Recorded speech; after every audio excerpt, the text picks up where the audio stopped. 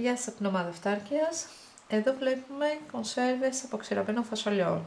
Έχουμε κάνει ξηρή κονσερβοποίηση. Η ξηρή κονσερβοποίηση φασολιών είναι μια μέθοδος διατήρησης των αποξηραμένων φασολιών για μακροχρόνια αποθήκευση. Με τη μέθοδο αυτή σκοτώνονται τυχόν μπακτήρια ή αυγά εντόμων και προνύμφες που μπορεί να υπάρχουν, καθώς επίσης τα φασόλια κρατούνται φρέσκα για περισσότερο καιρό.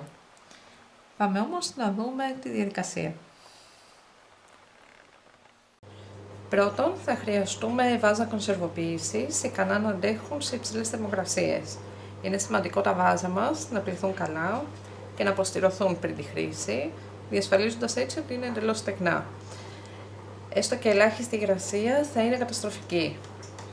Συνιστούμε να αποστηρώσετε τα βάζα λίγο πριν ξεκινήσετε τη διαδικασία της κονσερβοποίησης με θερμοκρασία φούρνου 120 βαθμών για διάρκεια περίπου 15 λεπτά. Αποστηρώσαμε τα βάζα μας και ήρθε η ώρα να τα γεμίσουμε με τα ξέρα φασόλια. Τα φασόλια μας θα πρέπει να είναι τελείως στεγνά για να διασφαλιστεί έτσι η επιτυχημένη κονσερβοποίηση. Όταν γεμίζουμε τα βάζα, φροντίζουμε να αφήνουμε γύρω στα 2,5 εκατοστά κενό στην κορυφή.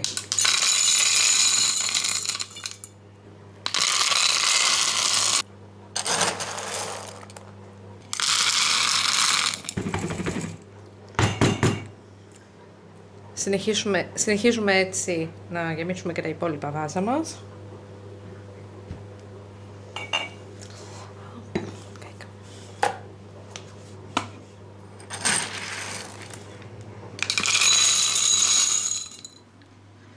Τα γεμάτα βάζα θα τα βάλουμε τώρα στο φούρνο στους 105 βαθμούς για μια μισή ώρα. Στο τελευταίο τέταρτο θα βάλουμε στην άκρη του ταψιού και τα καπάκια για μια επιπλέον αποστήρωση. Τα βάζα που έχουμε χρησιμοποιήσει εμείς είναι 1,5 λίτρου, γι' αυτό θα τα αφήσουμε για μια μισή ώρα μέσα στο φούρνο όπως είπα. Τώρα αν χρησιμοποιήσετε μικρότερα βάζα, χρειάζεται λίγο λιγότερο χρόνο μέσα στο φούρνο. Στη συνέχεια βγάζουμε ένα-ένα τα ζεστά βάζα, τα περνάμε με έναν οπό πανί στο χείλος και συνέχεια τα σφραγίζουμε με τα ζεστά καπάκια.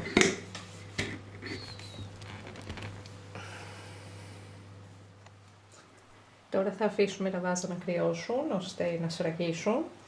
Θα δούμε τα καπάκια να τραβιούνται προς τα μέσα.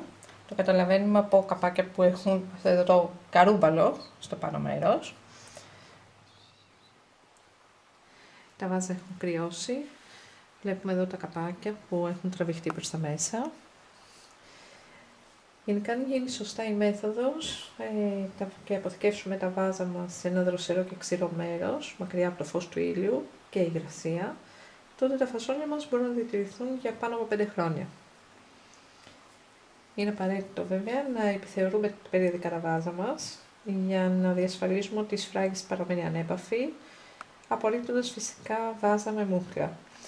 Η ξηρή κονσερβοποίηση είναι πολύ καλή μέθοδος συντήρησης, ώστε να απολαμβάνετε φρέσκα συντηρημένα φασόλια όλο τον χρόνο. Καλή επιτυχία! Και μην ξεχάσετε να κάνετε εγγραφή στο κανάλι μας και να πατήσετε και το καμπανάκι, ώστε να ενημερώνεστε πάντα πρώτοι κάθε φορά που ανεβαίνει ένα βιντεάκι στο κανάλι μας.